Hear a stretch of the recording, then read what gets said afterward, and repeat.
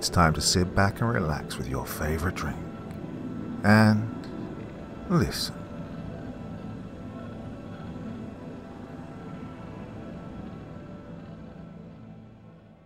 The house my father built was on a cursed foundation. A phantom roamed its halls. By Yung Seti. I knew something was wrong when my father awoke me that night. "You have to stay quiet, princess. It's like a game," he'd whisper. "We can't wake up your mom. I'm going to take you home now." I was confused but young and still covered in the haze of sleep as he led me out of the house, to his truck in the driveway. Even my attempt to place a small bag I'd been allowed to pack in the trunk of his car was denied. "Just hold it, Bryn," he said, pulling me back from the trunk. "We need to be quick." I cast a look back at our house as we pulled off. A modest two-story home in the suburbs. My room was the second window on the top. It'd be the last time I saw that house for years. I remember his face illuminated in the passing street lamps as we drove. The expression he wore was unlike any I'd ever seen before. In my youth, I attributed it to sadness. He and Mom had been fighting a bunch recently, and I'd heard the word divorce shouted, which meant something even to a 9-year-old. Now I know it was a sort of guilt I hope to never understand. We drove for hours before the fog of sleep and confusion faded enough for me to ask, "Hey, is Mommy meeting us there?" My father's grip tightened on the wheel. "Your mother is... she's not a good person, Bryn. She wanted to take you away from me." I was confused. I knew my parents yelled and sometimes fought, but in my young mind, Dad had never hurt me. Why would my mother ever want to do that? Wasn't my father doing that now? He told me we were going to a new house, that it wasn't ready yet, but he was building it, and he'd make sure it was the best house I'd ever seen. I'd be able to design it with him, put a pool in the bathroom, a slide in place of stairs. Well, by the time we arrived at the location, and as his car was pulling to a halt, I'd long since fallen asleep, my mind full of whimsical ideas about my new home. Well, I arrived to a grim reality. The car was parked in the wake of the skeletal frame of a small house. It was by no means a palace. In fact, it was quite a bit smaller than the one we already had, and sat in a lot surrounded by forest that made it difficult to discern direction. It was only partially completed, missing several walls and flooring in parts of the second floor. Just a little ways away from it, at the mouth of the driveway, sat an older model camping trailer, which would serve as our home for the following year. During that year, I learned not to ask about my mother, not to question why I couldn't call her, or when I'd next see her. Father's mood had always been prone to sudden shifts, almost exclusively towards anger. It had been the reason for so many of the fights he and my mother had had. The ones where I'd try my hardest to hum some song from memory, or bury myself in a book, in the hopes of distracting myself from hearing the screaming and slamming. Even though Mum wasn't around, and his temper had, for the most part, seemed under control, I knew not to push things. In the best of circumstances, he'd dismiss any question about my mother's absence, usually pinning the blame vaguely on her, and then sulk in silence for hours afterward. But during the worst, which came far more often, he wouldn't say a thing, simply glaring at me before stewing in a silent rage that always felt like the quiet before a familiar storm. I'd never known him to blow up on me. In fact, it was usually the opposite. Growing up, I was his princess, whom he seemed to feel needed to be protected from what he viewed as my mother's bad influence. Well, he'd never put his hands on me, apparently reserving all the worst of his wrath from my mum. But she wasn't around now, and I wasn't going to take chances. Though he'd never yet been violent toward me, a part of me was always certain, deep down, that he was capable of it. During those months, a strange new reality began to settle in, and with it, a new day-to-day. God, it's strange how easily a child can adjust to a whole new way of life. It's funny how malleable you are at that age. No matter how strange or peculiar the new situation may be, children just assume the adults in their life know best and adjust, allowing it to be their new normal. I was homeschooled on the days my father wasn't working an odd job or construction gig. And when he was, I occupied my time reading the books he'd bring me back from town in the trailer. Above all, I was expected to stay on the property, told never to wander too far from the trailer. The hours home alone would grow boring, and in the boredom I found the perfect breeding ground for longing.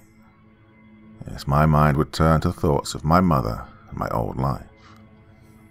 Oh, I miss my mother, my old room, and my old home, though I knew better than to express as much to my father, who never took well to discussion of our past life, as he called it. I'd try and stave off this longing, flipping through the tiny picture book I'd managed to sneak from my room when I'd packed, struck by an odd urge at the time.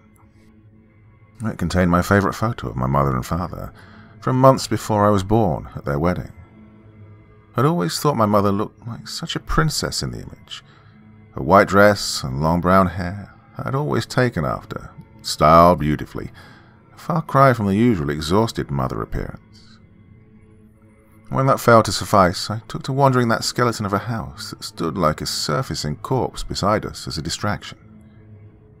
Despite my father's many warnings against its safety, there was something about the creaky old shell of a home, slowly filling out day by day into something livable, that filled me with an odd sort of comfort as I wandered its halls. And that all changed one day, entirely without warning, save for my father ripping out much of the foundation of the house. He had been returning home from work visibly stressed more and more recently. He'd been more insistent than ever that I stay within the clearing, not even venturing out into the forest anymore. Any questions on my part were dismissed with a brief safety in reply. And then, one day, Father didn't come home on time. 5 o'clock came and went, sunset soon following, and still he hadn't returned. It wasn't until long after dark and I'd fallen asleep rife with worry that I heard the crunch of his tires on the gravel path leading up to our lot. He didn't even come to the trailer, going straight for the ghastly form of the house, far more ominous in the moonlight, the sledgehammer over his shoulder. Well, that was the first night of his digging. I watched from the window as he entered the house and began slamming the head of his hammer into the concrete. The quiet of the forest was pierced by the constant thud of metal on cement, chipping away slowly. I fell asleep that night to the incessant, almost haunting clack of his hammer against the newly laid concrete. Oh, it's not right, not yet. Yeah, the cement was too porous. The whole thing would have sunk over time. He'd offered briefly an explanation when I questioned him at breakfast the following morning about what I'd seen the night before. I knew something was wrong, though. The woods didn't feel the same after that day, and the house even less so. Suddenly its halls felt, well, so hollow, foreboding. In the days following that night, when I was home alone and the wind whistled through the hollow halls, I was certain I could hear a voice singing. There was a woman, her words indistinct, but an immeasurable sadness present in her tone as it echoed in the frigid air of the night. It was around this time that the dreams began plaguing me. They were always the same. There was me, the house, and a woman. The house stood like the remnants of something old and dead. Its wooden frame was replaced with pale bone and thin veins running in place of the errant wires. And at the center of the basement, she was always stood. The woman in white, her face covered with a veil so thin and ethereal in the wind that it appeared to be made of spider silk. She sang a song so sad, so familiar, that it always sent a pang of sorrow through my heart.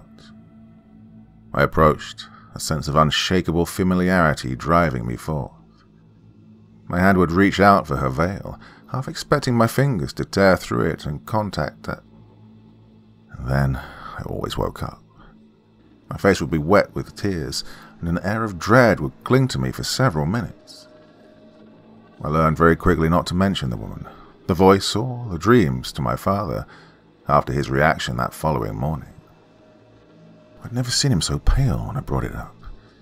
His face screwed up and his head seemed to turn on instinct to cast a glance down the hallway. Well, he busied himself that entire day, refilling the ruined basement floor with cement and sequestering me to the trailer for safety reasons. For the next few months, things progressed as normally as could be expected. The dreams continued, eventually becoming an accepted part of life. Thoughts of my mother plagued me, all the questions I couldn't ask piling up. I missed her. I wondered if she knew where we were. I doubted it. Even at that age, I could now understand that my father kept me cooped up here for a reason.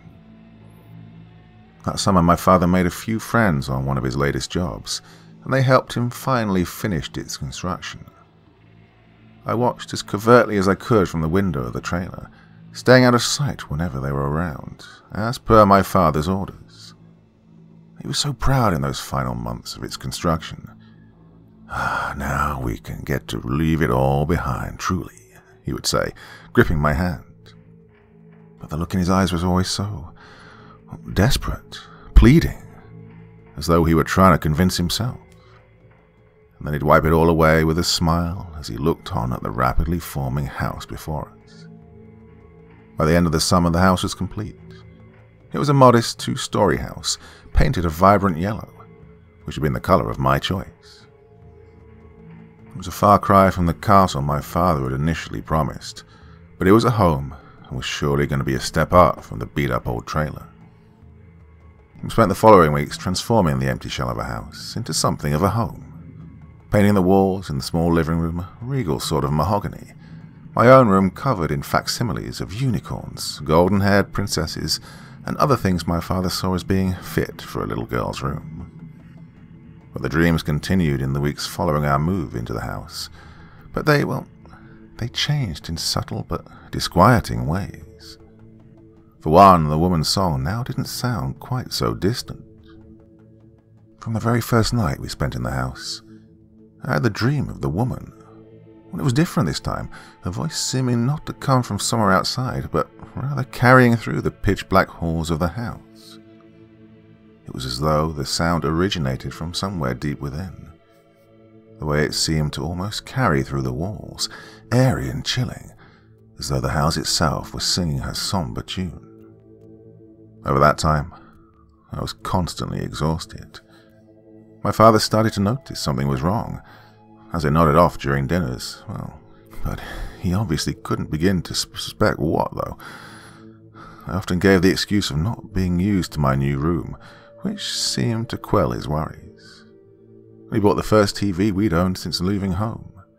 It was a cheap thing, but I was thrilled to have something besides books to entertain myself with, and he was fine with that so long as I avoided adult programs and only used it under his supervision. There were other effects of my lack of sleep, ones that were odd and harder to justify to myself. I was beginning to hear that strange singing even in my waking hours. Whenever I was just about to nod off, it would start, as if my dreams were beginning just a tad too early. I learned quickly not to react too much when the singing began its echo from behind our basement door. It was clear that, whatever it was, Father couldn't hear it. Time began to lose its meaning after almost 2 years. My sleep schedule was shot, and paired with the fact that Father insisted I remained within our little section of the woodland, my mind remained constantly in an odd haze. And so when I began seeing the woman in white in my waking hours, I could only question my own eyes. Like her song, I tried to ignore her when I caught sight of her pale, incorporeal form. As she moved through the halls, her form like the static of a television, cloudy and fuzzy like she was made of snow. Where she passed, the dull red of the walls seemed to rot and decay, revealing necrotic muscle and tissue beneath. She would drift by, singing that song that felt so familiar, until she reached the basement door. It was always the basement door. And there she would wait, turning her head to watch me as if waiting for me to open it. And for months I never did. I tried my best to act as though I saw nothing at dinner, when it seemed she appeared the most, keeping my eyes locked on my father as she'd wander past, on her way to that basement door. Well, if I waited long enough, she would disappear, fading into nothingness. On some particularly disconcerting occasions, she stood behind him, staring down at him through that veil. Though I couldn't see her face, I could feel hate radiating from her. And she remained like that until Father had left the table, at which point she continued on to the basement door. As time seemed to pass in a blur, my resolve began to wane. My father began to catch my gaze wandering more and more often, roaming as if following something he couldn't see.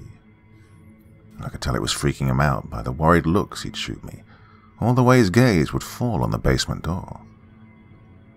When the night came that I finally broke, my father was away. As the construction season passed, he'd taken a job a few nights a week at a local warehouse that kept him away from home until the early morning hours. The house was mine in those hours, yet never was I allowed the luxury of feeling alone. Even when I couldn't see her, I could hear her, a waking dream superimposed over reality. I was eating alone at the dinner table, the TV blaring some local news channel in the other room, just to stave off the silence. And then her song began. I tensed up out of instinct, doing my best to keep my eyes on my food as her form drifted into the room. My father was gone, which meant there was only one place she would head, as she did so often. The basement. I watched from my peripheral as she moved past the other end of the table. Or perhaps it was a year's worth of exhaustion and rising paranoia finally making me break. But her song, that hauntingly familiar hymn, words always just out of reach, God, I felt like I knew it. I slowly chewed the chicken from my microwavable dinner, and two things occurred to me almost simultaneously, like lights flicking on in the darkness. One was an idea, the other a dawning realization. I dropped my fork. Before I could even consider my next actions, I was up from the table, pushing the chair back and rounding the table. She stood, flickering like an old movie outside of the basement door. And for once I looked, not bothering to try and hide the fact as I approached.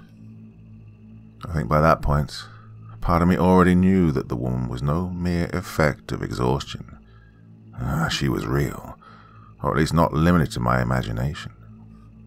I'd always try to justify the faint creaking of floors as she passed over them, but I always knew. My heart raced like a jackrabbit in my chest, a smell reminiscent of when I sat inches from our old box set as a kid, singeing my nostrils. The paint on the walls seemed to bruise, turning yellow, and then grey as they rotted with her passing. Before I could think, I reached out and touched the nearest wall, running my finger along it as I approached. It was wet and brittle to the touch, a thin trail of clear slime extending with me as I pulled back. She froze, coming to a stop at her usual destination, and turned to watch me expectantly. A cold dread sunk its claws into me as I stared into that veil, holding me in place for a moment. I mustered the fleeting wisps of courage I had. With a sigh, I pulled open the basement door. Her reaction was immediate. She shot forward, passing through my arm as though it were nothing. I yanked it back, gasping as an icy wave of pins and needles filled the limb. Her head tilted just slightly, as though curious about my reaction, but she turned in an instant, disappearing in a faint glow into the darkness below. I know no rational person would have followed, but I was young, and that curious familiarity seemed to pull me forth. It was odd to think, but I almost felt more comfortable with the phantom woman at this point than I had around my father since the night he'd returned with the hammer. Something about him had just seemed different. I followed the woman into the basement, the steps groaning underfoot. A damp smell had already come to fill the air, intermingling with the dust left by construction. With each creak of the steps as I approached the cold floor beneath, the knot of anxiety in me pulled itself tighter. A feeling of dawning dread started to eke past the patchwork wall of bravery that I'd built. I waved my hand blindly for the string attached to the singular light bulb in the basement, eventually finding it and pulling. Nothing. A second and third pull returned the same results. The woman's fate song rose from behind me. I turned to face her. Her faint glow illuminated the other half of the room, and I shuddered. It would have to be enough. Slowly, I began to approach her. She was kneeling, head lowered into her hands, as she sat before a spot on the concrete. I recognized it immediately. It was a slightly off shade of grey, different from the rest of the room. Newer. The sound of that incessant clattering, my father's hammer against concrete, rang in the back of my mind. So much had changed that night. It had been after that the woman's song began to haunt me. It had seemed to be yet another point in my life at which things had taken a turn for the unfortunate, a strange catalyst for a dark shift. The catalyst for all of it being the night my father took me from my home. The woman raised her head from her hands as I approached, staring up at me with that same silent expectance that she possessed waiting outside of the basement. What do you want me to do?" I asked, my voice shaking with desperation and the ever-present instinctual sort of horror always at the back of my mind as I stood in the presence of the impossible.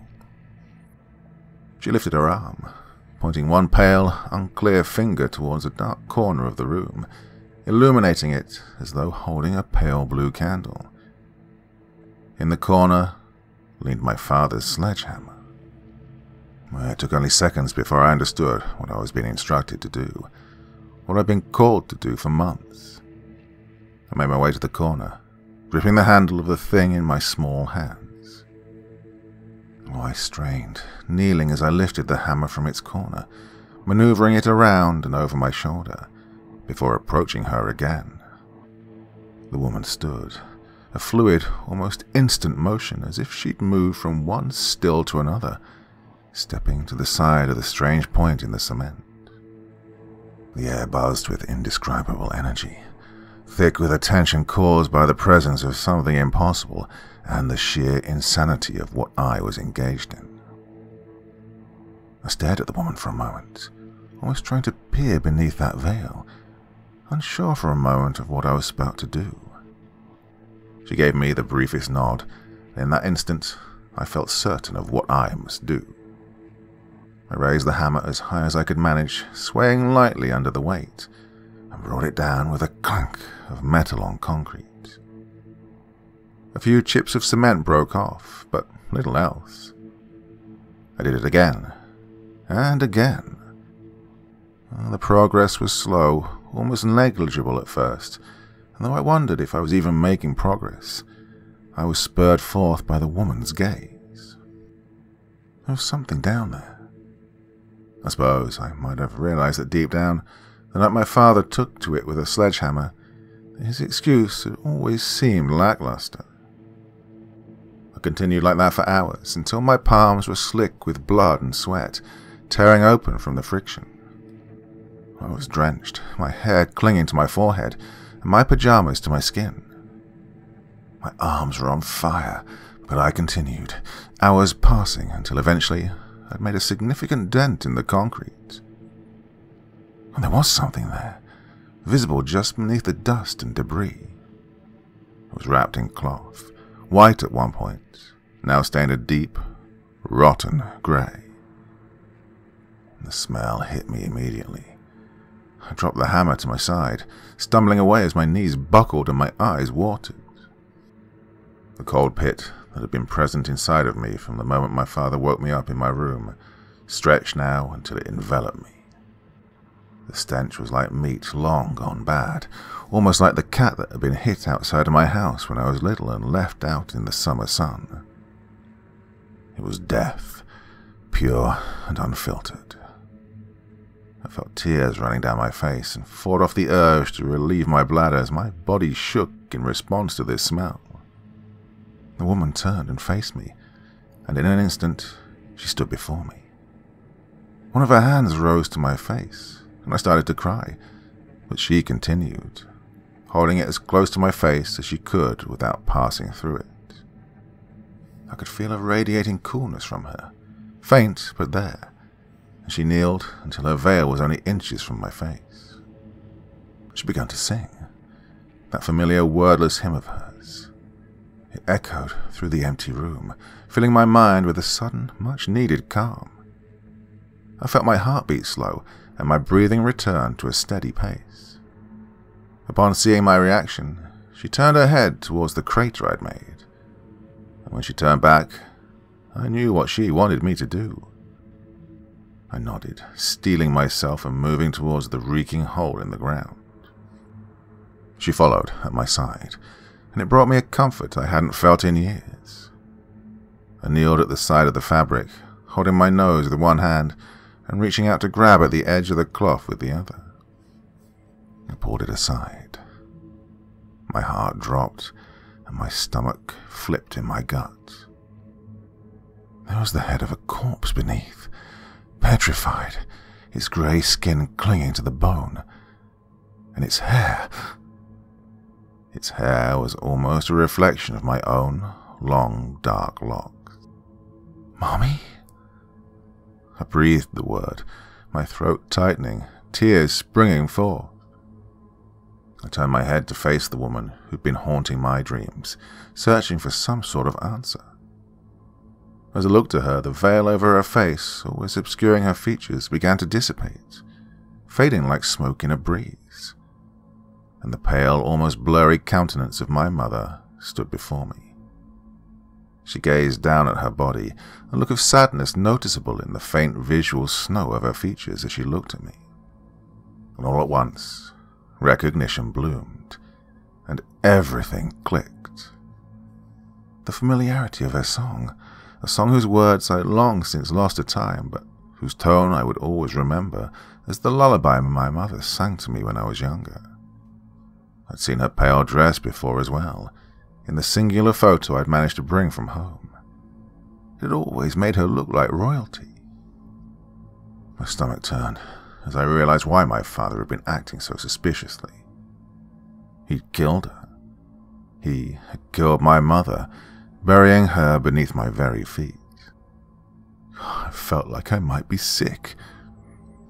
"Mommy," I breathed again, an overwhelming mix of sadness, longing, and hope filling me all at once. She kneeled until her face was at my level, a sad smile spreading across her features. "Why? Why did you make me do this?" She frowned, her colourless eyes somehow glistening with emotion at that. It confused me at the time, but in hindsight I imagined she needed me to know, needed me to understand I wasn't safe with my father. Well, it immediately occurred to me that her colour seemed to be fading now. That otherworldly sort of pale blue was now a faint white, like a light being gradually lowered. I could feel somehow that I'd done it. Whatever it was she required of me, my mother, or what remained of her at least, was not long for this world. Her face fell, and then screwed in an instant. A look of fury blazed over her expression. My heart almost burst from my chest. She turned to face the basement door, then turned back to me, her expression stern. She extended one rapidly fading hand towards a singular window in the basement, leading into a window well outside. From somewhere upstairs, a door slammed shut. "Bryn, where are you, baby?" My heart sank as though thrown in quicksand as my father's voice carried down the stairs. I felt a fear unlike anything I've felt since shock my system as I glanced back at the body of my mother. I couldn't know what he might do to me for uncovering it, and I didn't want to. He killed my mother. There was no telling what he might be capable of doing to me. The realization that my father had become someone unrecognizable to me was a chilling one. I'd left the table in a hurry, leaving my food nearly untouched and the basement door wide open. If he came looking, which I was certain he would, it would only be a brief matter of time.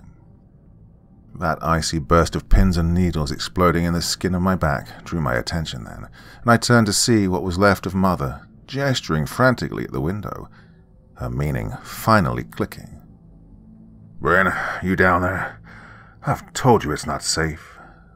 Father's voice carried from nearby now. He couldn't be too far from the basement door, just a bit of hallway and some steps still separating us. I hurried over to the window, wincing with each slap of my feet on the concrete. I began to fumble with the lock, each of my father's approaching footsteps from the floor above making my heart leap further into my throat. Finally it twisted with a pop, and I slid the window open, letting in a rush of the frigid night air. "Brinley!" His voice was louder now, hoarse with a blend of rising anger and panic. The phantom woman, my mother, watched me with a longing expression as she kneeled down beside her exposed corpse, her eyes communicating everything she was unable to say. "I love you too, Mama." She nodded her head once, pointing again at the open window. I climbed out, standing up in the window well, and shooting her one last glance. She kneeled, almost prostrating until her face was within inches of her corpse. Its mouth snapped open as if some invisible string had been yanked, and in that instant, with one last glance my way, she was gone, disappearing inside the mouth of the corpse, which snapped shut behind her. A faint dull glow seemed to settle just beneath its skin, and for just a moment I could see her laying there as she used to be, a beautiful face merely sleeping.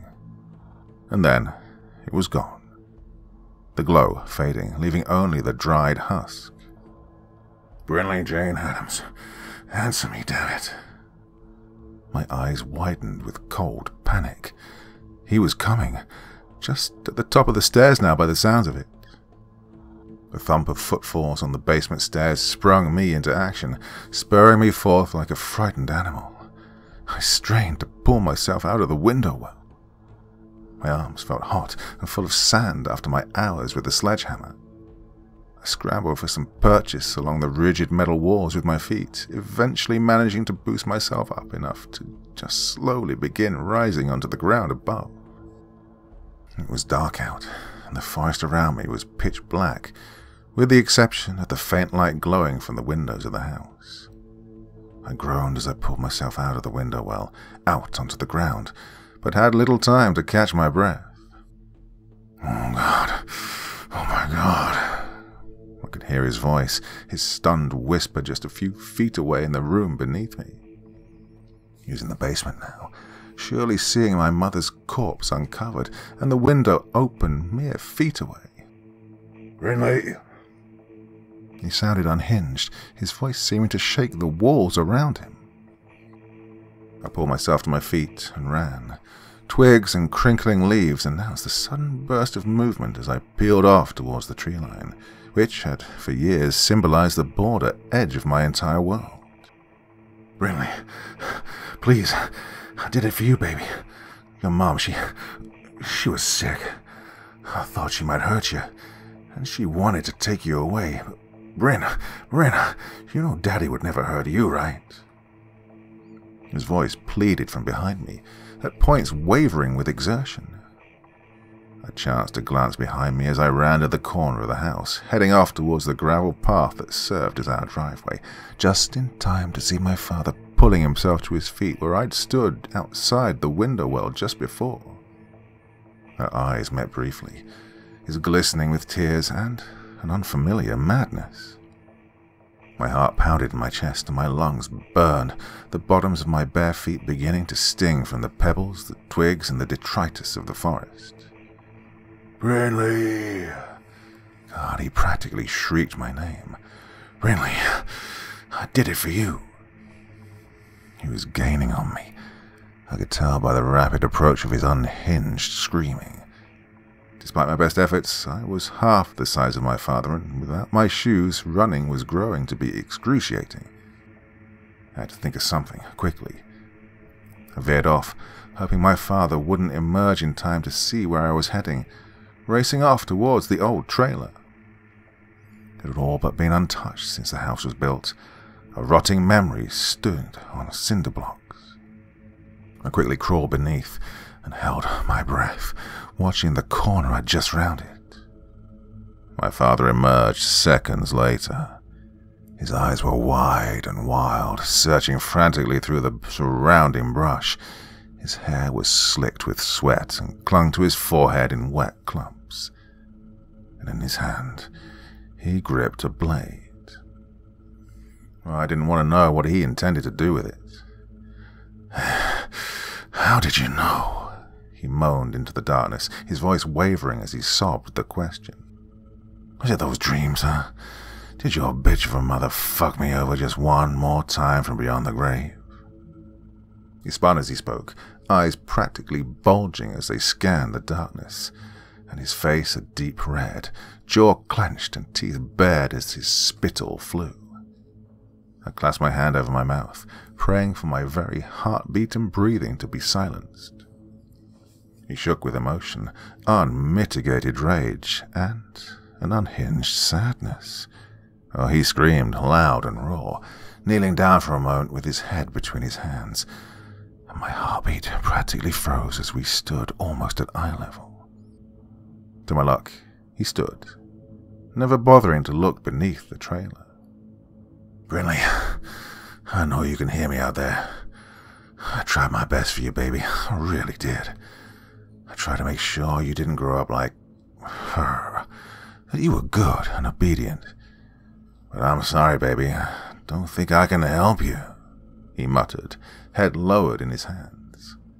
"No matter what I do, half of you comes from her, and maybe you were always hers." His eyes snapped up, right at the trailer. He rose, his hand working nervously around the hilt of the blade, and rounded the trailer, opening the door. He thought I was inside. Well, this was my chance. I carefully slid out from beneath the trailer on the opposite side as I heard the door shut behind him. I was no more than 20 yards from the tree line. If I could disappear into the woods, I could find my way back to the road eventually. I knew it was risky. I knew he could potentially see me from the windows of the trailer, but staying put felt far riskier. So taking a breath, I slid out from beneath the trailer and darted for the trees. I was just passing the first line of old oaks when I heard the door slam behind me and the clamor of movement. "Brinley, come here, baby girl. I'm not mad. I understand now. You were never going to be mine. Always hers. Always poisoned by her sickness, but that's okay. Daddy's gonna help you see Mommy again, I promise. It'll be easy. Just stop running." I felt jagged rocks and sharp twigs tear into my feet, but I didn't slow down, racing through the forest as branches whipped at my face and my eyes. "Oh, come here, you little bitch," he roared, that familiar, unhinged anger that I used to see during his and my mother's arguments, and it was now finally taking full control. My father was bigger, faster, and angrier. But for me, well, I'd been stuck on that property for years since we'd moved, limited only to the surrounding woods for any semblance of adventure. I knew them better than he did. Yeah, there was a gulch approaching, through which a small stream ran, and farther down the way a large cement pipe opened up into it, big enough for me to crawl into. The sound of breaking branches and earth trampled underfoot grew behind me, my father screaming a wordless, rage-filled scream.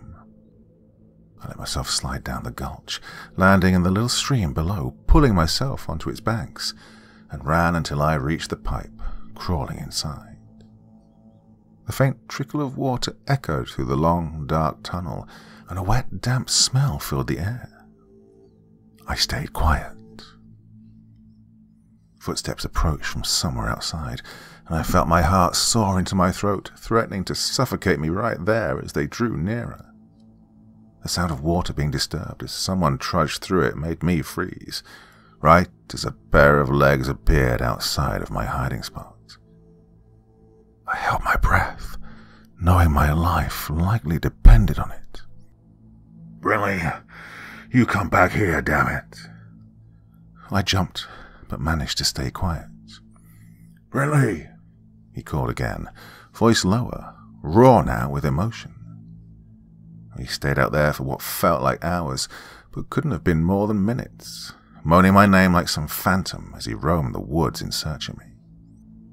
The moment he left the spring, I was gone, darting through the woods regardless of the injuries to my feet, refusing to stop until I reached the nearest active road. I nearly got myself killed throwing myself in front of the beams of the approaching pickup, signaling them to stop. Luckily, they managed to stop a mere foot away from me. Well, now, what in the fuck are you the driver began, a big burly sort of guy with a thick red beard. And he paused as soon as he got a good look at me. God, I must have looked a mess. A 12-year-old girl covered in sweat and filthy water, clothes torn from prying branches, feet bleeding, and eyes red and puffy. I offered the best, briefest explanation that I could. The truth. My father had killed my mother and was now trying to kill me. Well, leaving out the unnecessary details for time, and a doubt that it would make me seem anything other than crazy. I suppose I was lucky I hadn't stumbled into a worse creep. The man immediately drove me to the local police station, even giving me his jacket to stay warm on the drive after seeing me shiver while we drove. I didn't bother to mention that it wasn't from the cold. When we arrived at the station, the cop at the desk's eyes widened upon seeing me, her face going pale at first. "Holy shit," she breathed. "Brinley Adams?" I nodded, confusion and exhaustion covering my thoughts in a haze. "You're alive," she breathed as if looking at a ghost. She stood from her chair, giving the man a questioning look, causing him to raise his arms in a placating gesture and begin explaining. "Hey, just found her on the side of the road. Almost hit the damn kid. She was a mess." The woman rounded her desk, kneeling in front of me.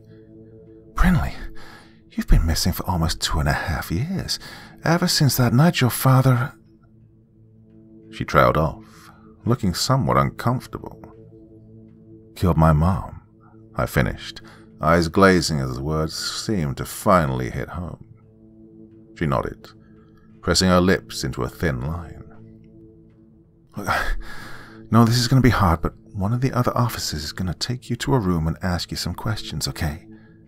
I need you to tell us what happened these last few years." So, I did. The woman called her colleagues, and before long the precinct was abuzz with news of my return. Apparently my disappearance had become something of a minor phenomenon in the area, old reports of my being seen years prior stirring our ordeal into something of an urban legend. The morning after my father had taken me, my mother had reported the kidnapping and was raising hell to get me back. Well, her efforts were blowing the story up, and my face had apparently been on so many posters, billboards, and newsreels that I was something of a minor celebrity in the area. They couldn't be sure, but when my mother disappeared, they suspected my father had played a role. But with him still MIA, it was impossible to prove, and so the case of her murder and my kidnapping both fell cold. Until my miraculous return, that is. By the end of the hour, officers had already been dispatched to my father's house in search of him. They found him in the basement alongside my mother, having repainted the walls with his brain and the business end of a shotgun. I spent some time in the foster care system before they eventually found my next of kin, a cousin of my mother's who was willing to take on the responsibility of raising me. Well, as ridiculous as it seems to survive what I did, I lived a relatively good life, all things considered. My past would always be marred by the hideous scar of what I'd experienced, and my nightmares were plagued by half-remembered memories of phantom women and the sound of a sledgehammer. But I was alive, and each passing day was another handful of dirt on the coffin of that memory. Or at least, it had been. I'd been content to limit my recollection of the event for the odd therapy session, and never once would I have considered reliving it all in the form of a story, but, well, I guess I don't know what else to do. I almost convinced myself I'd misremembered much of the events. Through therapy and self-doubt, I'd been more than willing to rationalize the things I'd seen and heard as some convoluted coping mechanism my mind had devised to lead me to a conclusion I must have somehow known deep down and provide the closure I needed. But now, I'm not so sure. It began last night. Last night as sleep began to pull me into its murky depths. I heard something eerily, unshakably familiar, that sent a cold chill down my spine.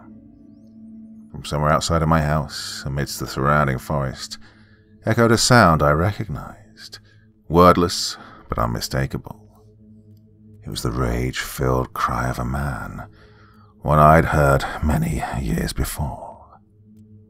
My father.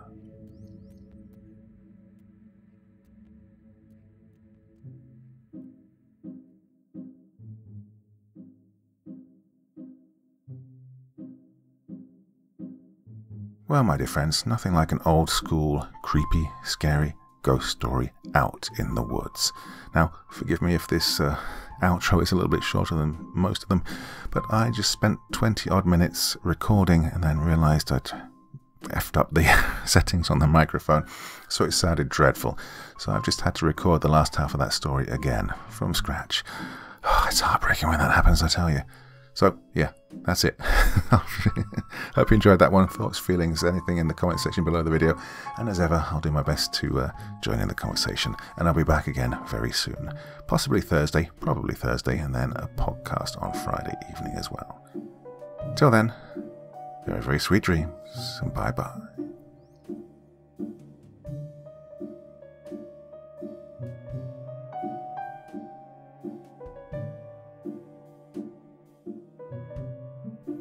Thank you so much for taking the time to listen to this story today. It really means a lot to me and to the author of the story, of course. Well, if you want to know more about me, I'm pretty much everywhere on social media. You can find me on Facebook, Twitter, Instagram. You can download my music on SoundCloud. I've got a Patreon if you feel like. Throw me $1 or $2. Very much appreciated. And of course, on Reddit, I have a place where you can leave stories if you want me to read one that you've written. Well, hoping to see you all again very soon. Till then, sweet dreams, and bye-bye.